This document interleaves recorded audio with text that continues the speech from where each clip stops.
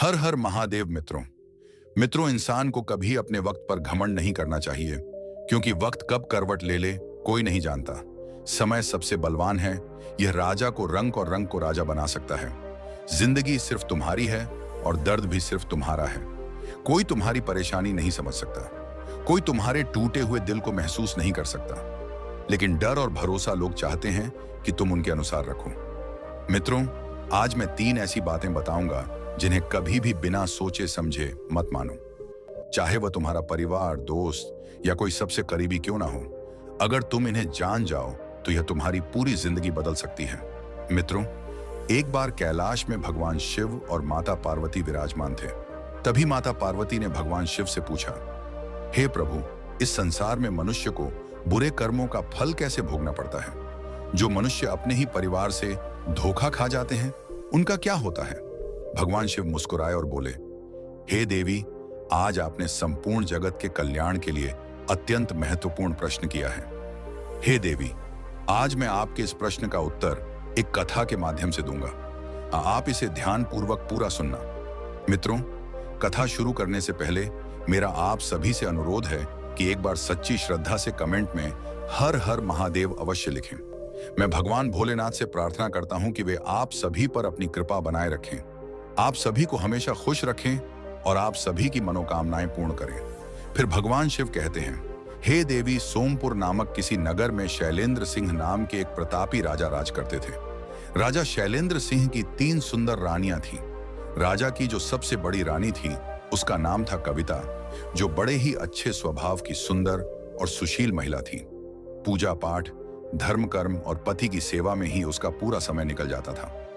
राजा की जो 2 छोटी रानियां थीं, उनमें से एक का नाम था सुमित्रा और जो सबसे छोटी थी उसका नाम देवही था। वे दोनों अभी कम उम्र और बहुत सुंदर थीं। मित्रों, बात कुछ ऐसी थी कि बड़ी रानी से जब राजा को कोई संतान नहीं हुई, तब राजा ने सुमित्रा से विवाह किया, और सुमित्रा से भी जब कोई संतान नहीं हुई तो राजा शैलेंद्र सिंह ने देवही से विवाह किया। साथियों, इस तरह 3 विवाह करने के बाद भी राजा को संतान प्राप्ति नहीं हुई। यह बात राजा को बहुत दुख पहुंचाती थी और वह मन ही मन सोचता था कि पुत्र की कामना से विवाह भी कर लिए, पूजा पाठ, हवन यज्ञ सब करके देख लिए, परंतु अभी भी संतान सुख प्राप्त नहीं हुआ। दोस्तों, इस संसार का यह नियम है कि यहाँ आकर दुखों से कोई वंचित नहीं रहा है। सभी के जीवन में कोई ना कोई दुख लगा ही रहता है। राजा हो या भिखारी, दुख रूपी सागर में सभी को गोता लगाना पड़ता है। संतान न होने के कारण सारे ऐशो आराम होते हुए भी राजा बहुत ज्यादा हताश और निराश रहता था। उसके मन में हमेशा यह चिंता बनी रहती थी कि हमारे बाद इस राज्य की देखभाल कौन करेगा, कौन इस विशाल राज्य को संभालेगा। राजा शैलेंद्र सिंह अपनी बड़ी रानी कविता से बहुत ज्यादा प्रेम करते थे। रानी कविता तीनों रानियों में बुद्धि और संस्कारों में श्रेष्ठ थी। उसके अच्छे स्वभाव के कारण ही राजा उसे बहुत चाहते थे। राजा किसी भी कार्य को करने से पहले अपनी बड़ी रानी कविता से सलाह जरूर लेते थे, और बड़ी रानी भी अपने राजा को उसके हित की ही सलाह दिया करती थी। राजा जब गहरी चिंता में होते थे तो वह उन्हें साहस दिया करती थी, और यही सच्ची पतिव्रता स्त्री का धर्म है कि यदि पति किसी बात को लेकर गहरी चिंता में है तो उसे चिंता से मुक्त कर दे, उसे तनाव से बाहर निकाल ले, उसे हिम्मत और दिलासा दे। मित्रों, राजा साहब जब अपनी बड़ी रानी कविता को उसके अच्छे गुणों के कारण उसे अधिक सम्मान देते थे, तो यह देखकर उनकी दोनों छोटी रानियों को बहुत जलन होती थी, जबकि राजा शैलेंद्र सिंह उन्हें भी बराबर का सम्मान देते थे। जब राजा अपनी छोटी रानियों के पास होते थे तो बड़ी रानी को कोई आपत्ति नहीं होती थी, लेकिन जब राजा शैलेंद्र सिंह अपनी बड़ी रानी के पास चले जाते थे तो वे दोनों छोटी रानियां ईर्ष्या से जल उठती थीं। वह मन ही मन बड़ी रानी को बहुत कोसती रहती थी और ऐसी उल्टी सीधी हरकत करती रहती थी जिससे शैलेंद्र सिंह की नजरों में रानी कविता गिर जाए। राजा की दोनों छोटी रानियां सुमित्रा और देवही राजा के सामने तो ऐसे पेश आती थीं जैसे वह बड़ी रानी कविता से कितना ज्यादा प्रेम करती है। कविता रोज सवेरे स्नान ध्यान करके और भगवान शिव की आराधना करती थी और हर दिन नगर के कुछ जरूरतमंद लोगों की सहायता करती थी। भूखे प्यासे लाचार लोगों को भोजन कराती थी। उसके बाद स्वयं अन्न जल ग्रहण करती थी। साथियों, इधर राजा की जो छोटी रानियां थीं, वह पूरे दिन सजने संवरने में ही लगी रहती थीं। ना किसी घर आए अतिथि को भोजन पानी कराती थी और ना किसी अन्य बात का ध्यान रखती थी। उनका तो अधिकतर ध्यान राजा साहब को रिझाने में ही लगा रहता था। उधर बड़ी रानी कविता प्रतिदिन भगवान भोलेनाथ की पूजा पाठ और दीन दुखियों की सेवा करती रही, तो रानी कविता की सेवा से प्रसन्न होकर भगवान शिव ने उसे पुत्रवती होने का वरदान दे दिया। शिव शंभू की कृपा से जब रानी कविता को गर्भ ठहर गया और यह खबर जब राजा को मिलती है तो वह खुशी से फूला नहीं समा है। उसने पूरे नगर के दीनहीन लोगों को बुलाकर खूब दान धर्म किया। इधर जब छोटी रानियों ने सुना कि बड़ी रानी कविता ने गर्भधारण कर लिया है तो उनके कलेजे पर सांप लौट गया। वे सोचने लगी, वैसे भी राजा साहब उससे ज्यादा प्रेम करते हैं, यदि उसने किसी पुत्र को जन्म दे दिया तो फिर उनका प्रेम बड़ी रानी की तरफ और अधिक बढ़ जाएगा। फिर तो हम दोनों उनकी नजरों में सिर्फ एक दासी बनकर रह जाएंगे, फिर हमारी इस राजमहल में कोई इज्जत नहीं करेगा। वे दोनों आपस में विचार करने लगी। कहने लगी, बहन अनर्थ हो गया, हमारी किस्मत तो फूटी निकली। बड़ी रानी कविता बाजी मार ले गई और हमें कंगाल कर गई। वह तो महारानी बनकर पूरे जीवन आनंद से रहेगी और हम दोनों दासी बनकर उसकी सेवा करेंगे। फिर तो हमारी हालत एक नौकरानी से भी बदतर हो जाएगी। यही सोच सच कर वह दोनों छोटी रानियां मरी जा रही थीं। उन्हें कुछ समझ नहीं आ रहा था कि अब वे क्या करें जिससे बड़ी रानी राजा से दूर हो जाए और उनकी इज्जत बनी रहे। बहुत देर तक सोच विचार करने के बाद छोटी रानी देवे ही कहने लगी, बहन हमें कुछ ना कुछ तो करना ही चाहिए। अगर आज हम हाथ पर हाथ रखे बैठे रहे तो हमारा जीवन तो नर्क बनकर रह जाएगा। राजा साहब तो पहले से ही बड़ी रानी को बहुत चाहते हैं। कविता की तो किस्मत चमक गई और हमारा भाग्य फूट गया। मित्रों, इस प्रकार वह दोनों रानियां ईर्ष्या की जलन से मरी जा रही थीं। देवे बोली, बहन इससे पहले कि महाराज मुझसे अपना मोह भंग करें, मैं अभी से अपने मायके चली जाती हूँ। यहाँ देख देख कर घुट घुट कर मैं नहीं जी पाऊंगी। तब सुमित्रा कहने लगी, बहन मायके जाना कोई समस्या का समाधान नहीं है। जरा विचार करो, तुम अपने मायके में कितने दिन रह पाओगी? आखिर एक ना एक दिन तो फिर से यहीं आना है, इसी राज्य महल में। इसीलिए मेरी बात समझो, यहीं रहकर हमें कोई उपाय निकालना चाहिए जिससे राजा का प्रेम हमसे कम ना हो। तब देवे ही बोली, बहन तू ही कोई तरकीब सोच। तब सुमित्रा कहती है, बहन ध्यान से सुनना, मेरे दिमाग में एक योजना आई है। अगर यह योजना काम कर गई तो हमारी समस्या का समाधान हमेशा हमेशा के लिए हो जाएगा और हम सदैव महाराज की नजरों में उनकी प्रिय महारानी बनकर रहेंगे। तब देवे ही पूछती है, बहन हमें भी बताओ वह कौन सी योजना है? तब सुमित्रा समझाती है, अगर हम दोनों मिलकर बड़ी रानी को राज्य से निकलवा दें तो महाराज पहले की तरह हमसे प्यार करने लगेंगे और हमारा खोया हुआ सम्मान फिर से लौट आएगा। दोस्तों, इस प्रकार दोनों रानियों ने मिलकर बड़ी रानी कविता को राज्य से निकालने की योजना बनाई और अपनी दासी से कहकर राज्य पंडित को अपने महलों में बुलवाया। राज्य पंडित जब उनके महल में आए तो उन दोनों रानियों ने राज्य पंडित का बड़ा सम्मान किया। उनके भोजन के लिए तरह तरह के स्वादिष्ट व्यंजन बनवाए। उन स्वादिष्ट व्यंजनों को देखकर राज्य पंडित एकदम प्रसन्न हो उठते हैं। पंडित जी बड़े सहमते हुए पूछते हैं, हे रानी, क्या यह सारा भोजन हमारे लिए बनवाया है? दोनों रानियों ने कहा, हाँ पंडित महाराज, यह भोजन आपके लिए ही बनवाया है, आप निश्चिंत होकर भोजन करिए। पंडित जी भोजन करने बैठ गए और दोनों रानियां पंखा लेकर उन पर हवा करने लगती हैं। पंडित जी सोचने लगे, इतनी सेवा खातिर करने का मतलब क्या है? कहीं आज मुझे बलि का बकरा तो नहीं बनाया जा रहा है, जैसे बकरे को पहले खिलाते पिलाते हैं और उसके बाद काट देते हैं। खैर जो भी होगा, पहले भोजन करते हैं। इतना स्वादिष्ट भोजन तो हमने आज से पहले कभी नहीं किया है। पंडित जी पेट भर के भोजन करते हैं और उसके बाद पूछते हैं, हे रानी, इतनी सेवा सत्कार करने का क्या अब मैं कारण जान सकता हूँ? साथियों, राज्य पंडित के पूछने पर रानी देवे ही उन्हें अपनी योजना के बारे में बताती है। हे पंडित जी, आपको हमारा एक काम करना होगा। आपको तो पता ही है कि बड़ी रानी इस समय गर्भवती है और आपको सिर्फ इतना करना है कि महाराज को बड़ी रानी के प्रति भड़काना है और बड़ी रानी पर कोई दोष लगाकर उसे राज्य से निकलवाना है। उनकी योजना सुनकर पंडित जी के हाथ पैर कांपने लगते हैं, चेहरे पर पसीना आ जाता है, भय से हाथ पैर सुन्न पड़ने लगते हैं। पंडित जी दोनों हाथ जोड़कर कहते हैं, रानियों, मुझे क्षमा कर देना, मैं यह घोर अपराध नहीं कर सकता। इतने दिनों के बाद तो हमारे महाराज के घर में संतान का सुख आने वाला है और यह खुशी महाराज से मैं कैसे छीन सकता हूँ? यह घोर पाप का कार्य करके मैं नरक में नहीं जाना चाहता। अगर मैंने यह पाप कर भी दिया और किसी दिन राजा को पता चल गया तो वह हमें फांसी पर लटका देंगे और साथ ही साथ आप दोनों भी मारी जाओगी। इसीलिए रानियों, आप मुझे माफ कर दो, मैं इस कार्य में आपकी कोई मदद नहीं कर सकता। दोस्तों, जब पंडित जी उठकर चलने लगते हैं तो उन दोनों रानियों ने देखा कि बात तो बिगड़ रही है। तब दोनों ने हाथ पकड़कर पंडित जी को फिर से बैठा लिया और बोली, हे पंडित जी, यदि आपने हमारा यह काम कर दिया तो हम आपको मुंह मांगा धन देंगे। आपकी 7 पीढ़ियां बैठी बैठी खाएंगे, तब भी धन दौलत खत्म नहीं होगी। इतना कहकर उन दोनों रानियों ने सोने के सिक्कों से भरा हुआ एक थैला पंडित जी के आगे रख दिया। सोने के सिक्के से भरा हुआ थैला देखकर पंडित जी की आंखें फटी की फटी ही रह गईं। राज्य पंडित के मन में वह धन देखकर लोभ उत्पन्न हो गया। पंडित जी सोचने लगे कि इतना धन तो मैं पूरे जीवन में भी नहीं कमा पाऊंगा, जितना धन मुझे आज एक झूठ बोलने के लिए मिल रहा है। रानियां कहने लगी, पंडित जी, आपको महाराज से भी डरने की कोई जरूरत नहीं है। आप यह धन लेकर किसी दूसरे राज्य में जाकर अपना बाकी का जीवन गुजार सकते हो। इस प्रकार से पंडित जो था वह लालच में फंस गया और उन सोने के सिक्कों को लेकर झूठ बोलने के लिए तैयार हो गया। लोभ ने पंडित की बुद्धि हर ली थी। सारा धर्म ज्ञान धरा का धरा रह गया। धन लेकर पंडित अपने घर चला गया और अगले दिन राजा के पास पहुंचा। राज्य पंडित ने अपने चेहरे को उदास सा बना लिया और उदास सा चेहरा लेकर वह राजा के सामने पहुंचा। राजा ने पंडित को अत्यंत चिंतित देखकर पंडित से पूछा, हे राज्य पंडित, आप किस बात के कारण उदास हो?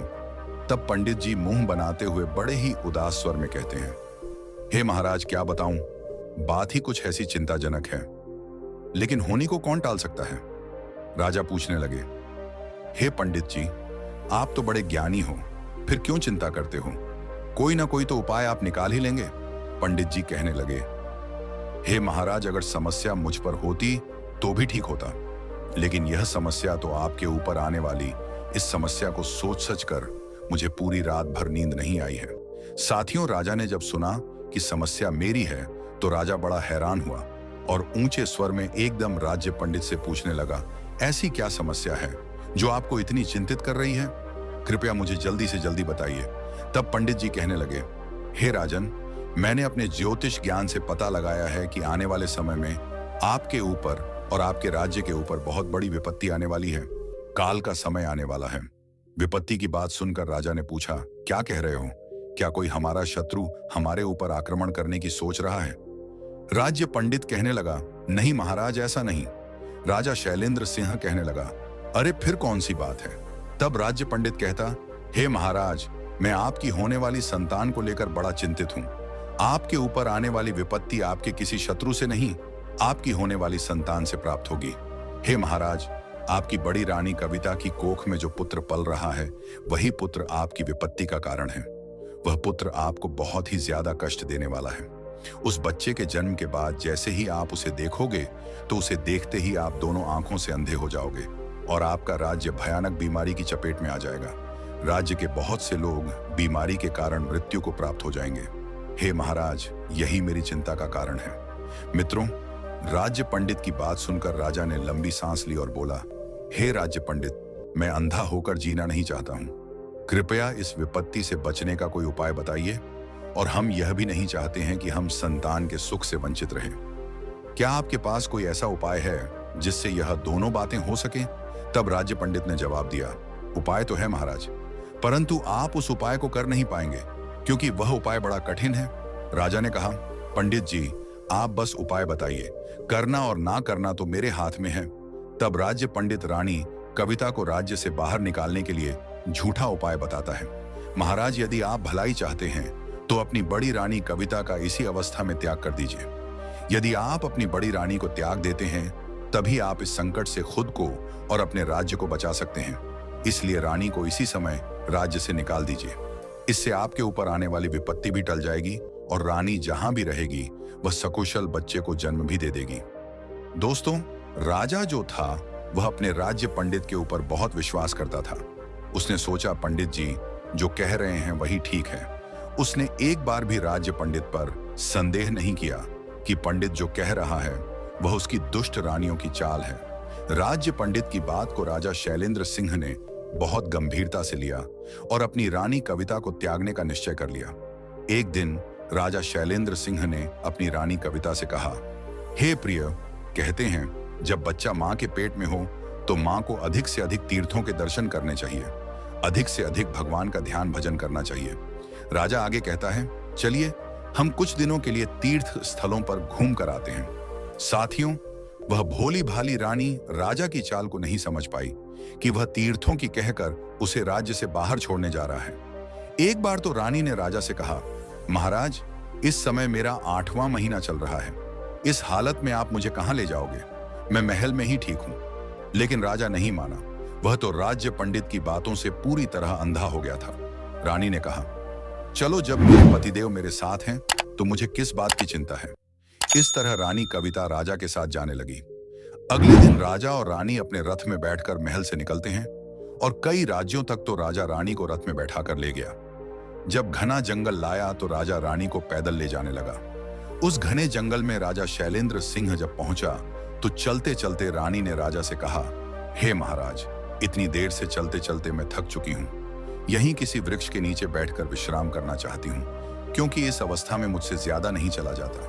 राजा ने कहा, ठीक है प्रिय, तुम आराम करो, हम तुम्हारे पास में ही बैठ जाते हैं। इस प्रकार रानी कविता अपने पति के पास एक वृक्ष के नीचे बैठकर आराम करने लगती है। रानी पहले से हारी थकी तो थी ही, इसीलिए उसे जल्दी ही गहरी नींद आ गई। रानी गहरी नींद में निश्चिंत होकर सो जाती है। उसे क्या पता था कि राजा के मन में आखिर क्या चल रहा है।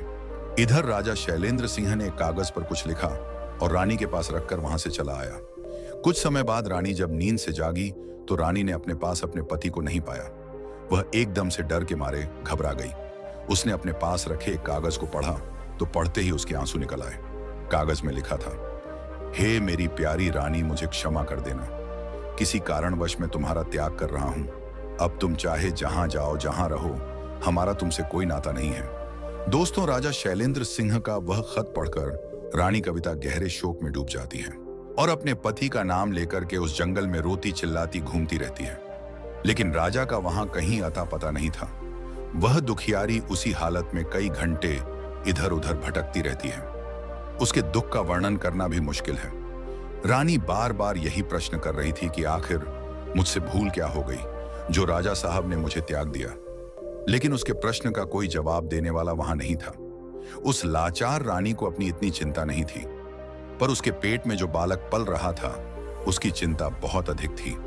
अगर वह अकेली होती तो कहीं अपने प्राण त्याग देती, लेकिन जिस बालक ने अभी दुनिया भी नहीं देखी उसकी हत्या कैसे कर सकती थी। वह 8 माह के गर्भ को साथ लेकर जंगल में इधर उधर भटकती रही। फिर उसने हिम्मत बांधी और भगवान को याद किया। भगवान की कृपा से उसे एक रास्ता दिखाई दिया। अब वह उस रास्ते पर धीरे धीरे आगे बढ़ने लगी। पूरे दिन भूखी प्यासी रानी उसी रास्ते पर चलती रही। चलते चलते वह एक साधु के आश्रम पर पहुंच जाती है। आश्रम के साधु ने देखा कि एक महिला जो गर्भवती है वह अकेली भटकती हुई उसके पास आई है। साधु जी को बड़ा आश्चर्य हुआ कि इस दुखियारी को भला इस जंगल में किसने अकेला छोड़ दिया। साधु जी ने उस दुखियारी को पानी पिलाया, उसे बैठने के लिए आसन दिया। उसके बाद उससे उसके अकेले भटकने का कारण पूछा। साधु के पूछने पर रानी कविता ने रोते रोते सारी बात बता दी। रानी की दुख भरी कहानी सुनकर साधु जी को उस पर तरस आया और कहने लगे, पुत्री, तुम चिंता मत करो, तुम सही जगह पर आ गई हो। यहाँ तुम्हें कोई तकलीफ नहीं होगी। जब तक मर्जी हो तब तक तुम इस आश्रम पर आराम से रहो। आज से और इस समय से अब मैं ही तुम्हारा पिता हूं और तुम मेरी पुत्री हो। मैं तुम्हारा दुख सुख में ख्याल रखूंगा। साधु महाराज की बात सुनकर कविता को कुछ तसल्ली मिली और वह गर्भावस्था में उन्हीं साधु जी की कुटिया पर रहने लगी। धीरे धीरे समय बीतता गया और रानी के प्रसव का समय निकट आ गया। रानी ने उन्हीं साधु जी के आश्रम पर अपने बच्चे को जन्म दिया।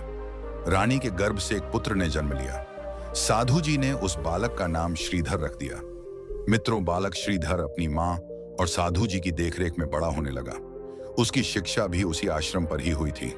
साधु जी ने ही उस बालक को पढ़ाया लिखाया और उसे योग्य बनाया। श्रीधर के साथ के जो बच्चे थे वह उसे बिना मां बाप का अनाथ कहकर चिढ़ाया करते थे। बालक श्रीधर अपना पिता उन्हीं साधु जी को मानता था, क्योंकि बचपन से लेकर अब तक उन्हीं साधु जी ने उसका पालन पोषण किया था। धीरे धीरे श्रीधर 16 वर्ष का हो गया। वह बालक अब किशोर बन गया था। जब वह समझदार हुआ तो उसे पता चला कि साधु जी तो उसकी मां को बेटी कहकर बुलाते हैं। तो उसने सोचा महात्मा जी तो मेरी माँ के पिता हैं, तो मेरा पिता कौन है? यही सवाल उसने अपनी माँ से आकर किया। हे माँ, आखिर मेरा वास्तविक पिता कौन है? मुझे सच सच बताओ ताकि मैं अपने मित्रों को जवाब दे सकूं। जब भी पुत्र श्रीधर अपनी माँ से अपने पिता के बारे में पूछता था तो वह बात को टाल दिया करती थी। वह बेटा कभी इस बात को जान नहीं पाया कि आखिर उसका पिता कौन है, वह कहाँ रहता है और क्या करता है, उसकी माँ उसके पिता से दूर क्यों रहती है। ये सारे प्रश्न अभी तक उसके लिए अनसुलझे थे। समय का पहिया चलता रहा। वह दोनों जन महात्मा जी के आश्रम में रहते थे। एक दिन उन साधु जी का अंतिम समय निकट आ गया। तब साधु जी ने कविता और उसके पुत्र श्रीधर को अपने पास बुलाया और कहा, पुत्री, अब मेरा समय आ गया है। जाने से पहले मैं तुम्हें दो चीजें देना चाहता हूं। वह दोनों चीजें तुम्हारे जीवन में बहुत काम आएंगी। साथियों, इतना कहकर साधु जी ने अपनी चारपाई के नीचे से दो चीजें निकाली। उनमें से एक तो चमत्कारी तीर था और दूसरी एक चमत्कारी झोली थी। उन्होंने दोनों चीजें रानी कविता को सौंपते हुए कहा, इसमें रखा हुआ धन कभी समाप्त नहीं होता है।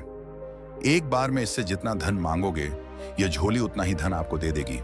और इस तीर की विशेषता यह है कि यह तीर जिसके ऊपर छोड़ दिया जाएगा, यह अपने लक्ष्य को भेद कर ही वापस लौटेगा, चाहे इसके सामने कितना भी शक्तिशाली शत्रु क्यों ना हो।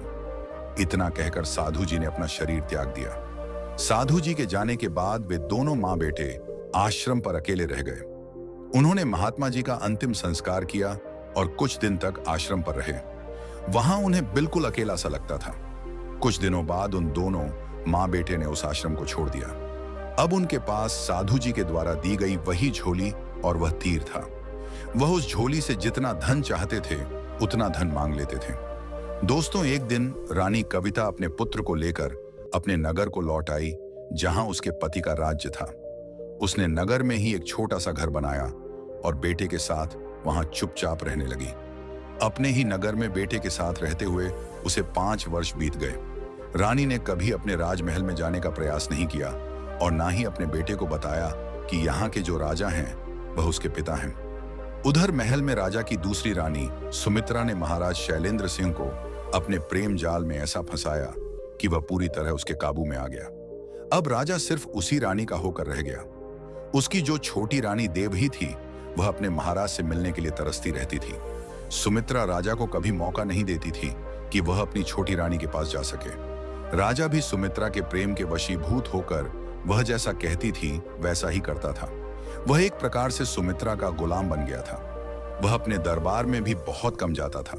उसका राजकाज उसके मंत्री ही संभालते थे। वह पूरे दिन सुमित्रा के कक्ष में पड़ा रहता था। राजा का यह बदला बदला व्यवहार देखकर छोटी रानी देवे ही मन जलती रहती थी। एक प्रकार से राजा ने उसे बिल्कुल भुला दिया था। राजा द्वारा अनदेखी करने पर छोटी रानी देवे बहुत दुखी हो गई। वह समझ गई थी कि राजा जानबूझकर उससे दूर हो रहे हैं। धीरे धीरे समय गुजरता गया। देवही ने भी अब राजा की परवाह करना छोड़ दिया। उसने अपने ही मंत्री से प्रेम संबंध बना लिया। चोरी छुपके वह मंत्री से मिलती रहती थी और उसके प्रेम में पड़कर राजमहल की ओर राजा की गुप्त बातें उसे बताती रहती थी। मंत्री बड़ा ही धूर्त और दुष्ट किस्म का व्यक्ति था। ऊपर से रानी भी उसका पूरा सहयोग कर रही थी, तो मंत्री ने उस राज्य को ही छीनने का निश्चय कर लिया। उसने पड़ोसी देश के राजा से बातचीत करके अपने ही राज्य पर हमला करवाने की योजना बनाई। उसने पड़ोसी देश के राजा को समझाया कि आप अपनी पूरी सेना लेकर हमारे राज्य पर हमला कर दें और समय आने पर मैं अपनी सेना से आपकी सेना के सामने हथियार डलवा दूंगा। जब राजा पूरी तरह से हमारे कब्जे में हो जाएगा तो हम उसका आधा आधा राज्य बांट लेंगे। पड़ोसी देश का राजा भी मंत्री की इस बात के लिए राजी हो गया। मित्रों, एक दिन मौका पाकर पड़ोसी देश के राजा ने अपनी सेना ले जाकर राजा शैलेंद्र सिंह के राज्य पर आक्रमण कर दिया। राजा शैलेंद्र सिंह उस समय अपनी रानी सुमित्रा के कक्ष में था। राजा के अंगरक्षक ने राजा शैलेंद्र सिंह को यह खबर दी कि महाराज पड़ोसी देश ने हम पर हमला कर दिया है। उन्होंने चारों ओर से हमारे राज्य को घेर लिया है। हमारे राज्य के नगरवासी डर के मारे अपनी जान बचाकर भाग रहे हैं। यह खबर सुनकर राजा शैलेंद्र सिंह तुरंत युद्ध की तैयारी करने लगा और सेना को लेकर शत्रु सेना से युद्ध करने लगा। कुछ देर तक तो युद्ध चलता रहा, लेकिन उसे कहां मालूम था कि यह युद्ध उसके मंत्री की वजह से हो रहा है। सेना तो सब मंत्री के आदेश पर ही चल रही थी। उसने देखा कि उसकी सेना व्यर्थ में मारी जा रही है, तो उसने शत्रु सेना के सामने अपनी सेना को हथियार डालने को कह दिया। अब पूरी सेना ने मंत्री के कहने पर अपने हथियार छोड़ दिए। इधर राजा शैलेंद्र सिंह अकेला पड़ गया। एक अकेला कब तक पूरी सेना से लड़ता। राजा ने अपनी सेना को जब शस्त्र डालते हुए देखा तो उसकी हिम्मत और भी ज्यादा टूट गई। शत्रु सेना ने आकर राजा शैलेंद्र सिंह को चारों तरफ से घेर लिया और उसे बंदी बनाने का प्रयास करने लगे। जिस समय शत्रु सेना शैलेंद्र सिंह को बंदी बनाने वाली थी, ठीक उसी समय पर एक जवान योद्धा तेजस्वी सूर्य की किरणों की तरह शत्रु सैनिकों को चीरता हुआ, कांटा मारता हुआ राजा के पास जा पहुंचा। उसने राजा को हिम्मत दी कि महाराज, आप घबराइए नहीं और अपने हथियार उठाइए। इतनी जल्दी हम हार नहीं मान सकते। उस जवान योद्धा को देखकर, उसकी वीरता को देखकर राजा शैलेंद्र सिंह आश्चर्यचकित था। उसे समझ नहीं आ रहा था कि यह जवान योद्धा कौन है जो ऐसे समय में मेरी सहायता करने आया है। साथियों, वह जवान योद्धा कोई और नहीं बल्कि उसी राजा का पुत्र श्रीधर था। इस बात का ज्ञान ना तो राजा को था, ना ही उस पुत्र को। उस जवान योद्धा ने कहा, महाराज, शत्रु आपके नजदीक आ रहे हैं। कृपया अपना धनुष बाण उठाइए और उन पर हमला कीजिए, बाकी मैं संभाल लूंगा। उस जवान योद्धा की बात सुनकर भी राजा शैलेंद्र सिंह ने अपना धनुष नहीं चलाया, तो उस जवान योद्धा ने आगे बढ़कर राजा के हाथों से धनुष छीन लिया। उसके बाद उसने अपनी पीठ पर लटके हुए उसी थैले से वहीं तीर निकाला। एकदम से निशाने को साधकर उसने वह तीर शत्रु सैनिकों पर छोड़ दिया। दोस्तों, वह तीर अचूक था। वह तीर जब धनुष से छोड़ा गया तो उसने एक ही बार में कई सैनिकों को मौत के घाट उतार दिया और पुनः उसके हाथ में लौट आया। उधर राजा ने देखा कि इस जवान योद्धा के हाथों से छोड़े हुए उस तीर ने एक ही बार में कई सैनिकों की लाशें गिरा दी। ज्यादा आश्चर्य उसे इस बात पर हुआ कि वह तीर सैनिकों को मारने के बाद में पुनः लौटकर उस जवान योद्धा के हाथों में आ गया। एक साथ में 300-400 सैनिकों की लाशें देखकर शत्रु सेना में खलबली मच गई। उन्हें विश्वास नहीं हो रहा था कि एक तीर से इतने लोग कैसे मारे जा सकते हैं। एक तीर से इतने सैनिकों की मौत कैसे हो सकती है। एक पल के लिए सब सोचने पर मजबूर हो गए। अब तो उस जवान योद्धा ने फिर से उस तीर को चलाया। इस बार एक ही तीर से शत्रु देश की सेना के हजारों सैनिक मारे गए। पर विशेष बात यह थी कि वह तीर शत्रुओं का सर्वनाश करके दोबारा उसके पास लौटकर आ जाता था। यह देखकर शत्रु राजा और उस मंत्री के हाथ पैर सुन्न पड़ गए। अब तो उनके दिमाग से राजा को बंदी बनाने का विचार निकल गया और वह अपनी जान बचाने में लग गए। मित्रों, तीसरी बार जब उसने धनुष पर बाण चढ़ाया तो शत्रु सेना ने देखा कि अब तो यह किसी को भी जीवित नहीं छोड़ेगा, तो उसकी पूरी सेना जान बचाकर भाग खड़ी हुई। पड़ोसी देश का राजा जब अपनी सेना को लेकर भाग गया तो राजा शैलेंद्र सिंह निर्भय हो गए। उस जवान योद्धा ने अकेले ही उस युद्ध को जीत लिया था। राजा उस जवान योद्धा की वीरता को देखकर बहुत हैरान था। पूछने लगा, हे कुमार, तुम कौन हो? तुमने पलक झपकते ही एक तीर से युद्ध का पासा पलट दिया। धन्य है वह मां जिसने तुम्हारे जैसे वीर को जन्म दिया है। हे वीर बालक, मैं तुम्हारी युद्ध कला को प्रणाम करता हूं। इस प्रकार से राजा शैलेंद्र सिंह उस राजकुमार की वीरता के कायल हो गए। कहने लगे, हे वीर युवक, यदि तुम सही समय पर नहीं पहुंचते तो दुश्मन मुझे बंदी बनाकर ले जाते और वह मेरी हत्या कर देते। तुमने मेरे प्राणों के साथ साथ इस राज्य की रक्षा की है। हम तुम्हारा यह एहसान कभी नहीं भूलेंगे। राजा शैलेंद्र सिंह बार बार उस वीर युवक की प्रशंसा कर रहे थे। राजा बोला, हे पुत्र, मैं चाहता हूं कि तुम मेरे साथ मेरे राज्य महल में चलो। इस प्रकार से राजा उस जवान योद्धा को अपने महल में बुलाकर ले जाता है और उसका खूब सम्मान करता है, बड़ा स्वादिष्ट भोजन कराता है। इसके बाद राजा ने पूछा, हे वीर बालक, तुम्हारे माता पिता कौन हैं और वे कहां रहते हैं? तब उस जवान योद्धा ने बताया, महाराज, मेरा नाम श्रीधर है और मैं अपने पिता को तो नहीं जानता, पर मैं अपनी मां के साथ आपके ही नगर में रहता हूं। मेरी मां का नाम कविता है। उस जवान योद्धा की बात सुनकर राजा को कुछ आश्चर्य हुआ। राजा पूछने लगा, बेटे, तुम अपने पिता को क्यों नहीं जानते हो? तो उस युवक ने जवाब दिया, महाराज, मैंने अपने पिता को कभी देखा ही नहीं है। मैंने कई बार अपनी मां से पूछा कि मेरा पिता कौन है, लेकिन मेरी मां ने कभी यह बात नहीं बताई। वह मुझे हमेशा इधर उधर की बातें सुनाकर टाल दिया करती थी। साथियों, रानी कविता का नाम सुनकर राजा के हाथ पैर कांपने लगे। उसे अपनी रानी की याद आने लगी। अब तो राजा मन में सोचने लगा, कहीं यह राजकुमार मेरी बड़ी रानी कविता का बेटा तो नहीं है, जिसे मैं गर्भावस्था के दौरान राज्य पंडित के कहने पर जंगल में छोड़ आया था, और यह जवान योद्धा कहीं मेरा बेटा तो नहीं है।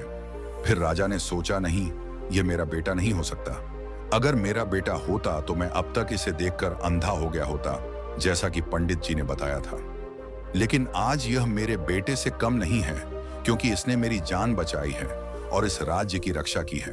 तब राजा कहता है, हे पुत्र, क्या तुम मुझे अपनी माता के दर्शन करवा सकते हो, ताकि हम उनसे मिलकर तुम्हारे जैसे वीर युवक को जन्म देने की उन्हें बधाई दे सकें।